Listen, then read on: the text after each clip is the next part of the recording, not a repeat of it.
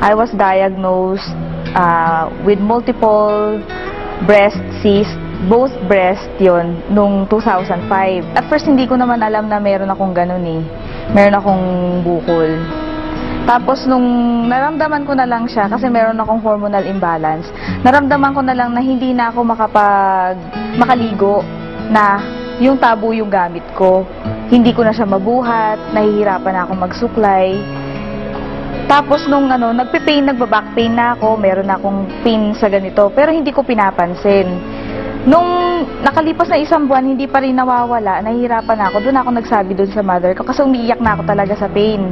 So nagpa-ultrasound ako. Na-find out doon sa first ultrasound ko na maliit lang yung bukol. Pero nagtataka yung mga doktor kung bakit daw nagpe-pain ako, ang liit-liit lang ng bukol. Na-find out namin na meron palang, multiple pala sa both breast, na ang dami-dami niya. Tapos nakita ko na nagkapa ako, na talagang malaki na siya. Matigas, hindi nagmo-move yung bukol. So doon ako nag-isip. Tapos nakakapa ako ng 3 lymph nodes sa may kilikili ko. No, nung napag-isip-isip ko, nag-research ako ngayon. Sabi ko, bakit ganito? Yung nafe-feel ko, sabi ko, hindi nakatulad nung dati na mas lumala yung pain eh. Hindi ko na siya matiis. Nagpatingin ako ulit do sa doktor. Sabi niya, nasa stage 1 to, sabi niya ganyan.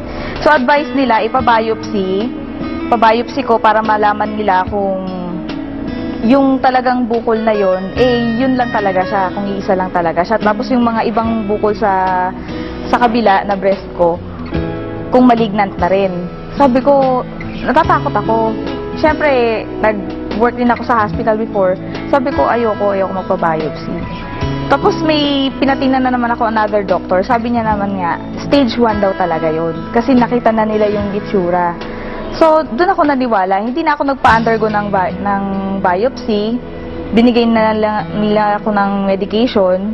Sabi ko, hindi ko na-feel na yung medication na binigay nila sa akin, nagtitake effect. Nagpunta ako sa herbalist. Binigyan niya ako ng mga products ng herbal. Tapos, nag-undergo ako ng 1 year na puro vegetarian diet lang. So, binago ko yung lifestyle ko. Nakaigi naman yun sa akin, pero hindi pa rin lumiliit yung bukol. Nag-isip ako ngayon, sabi ko, ano kayang pwede kong gawin para totally mawala na siya? Kasi ang advice nga sa akin, i-remove eh. Siyempre, dalaga ako. Nakakaano naman yun, wala kang breast, kadalaga mong tao, di ba? Frustrating sa nakaka-depress, nakaka-frustrate.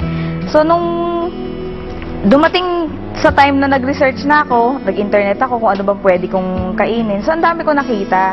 Nandun yung mga gulay, mga fruits, na ina-advise nga doon sa mga may mga breast cancer, na yun ang talagang dapat nakainin.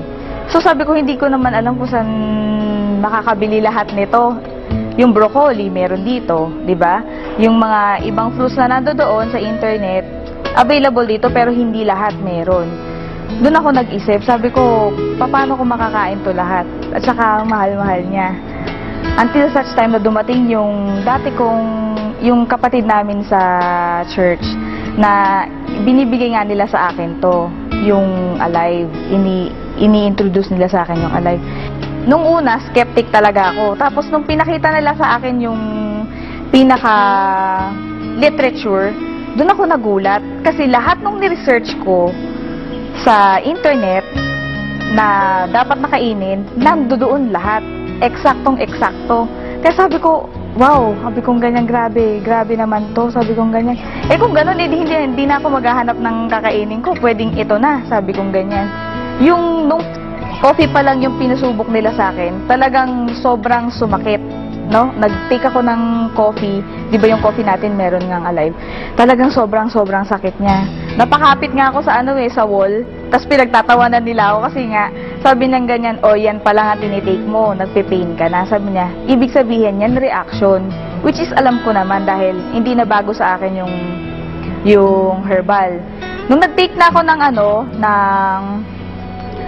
capsule, doon ko naramdaman na nakakaginhawa, nakakaigi. Hanggang sa nakapag 1 month ako, na-gradual yung pag-inom ko, hindi naman bigla. Kasi doon sa isang capsule pa lang na-feel ko na na merong may reaction ako naramdaman. Pero hindi ko isininto kasi naniniwala ako na makakatulong talaga sa akin ng malaki. Hanggang sa nag-isang buwan, nagsabi ako doon sa mama ko, sabi ko, maganda ma, sabi kong ganyan kasi nalelesen yung pain, pati yung back pain ko sa likod, nawawala, sabi kong ganyan. Tinuloy-tuloy ko hanggang sa nagpatingin ako, tapos kinapa ko siya ulit. Yung bukol, maliit na lang. For 2 months yun. Kasi nagdag na 9 capsules na ako eh.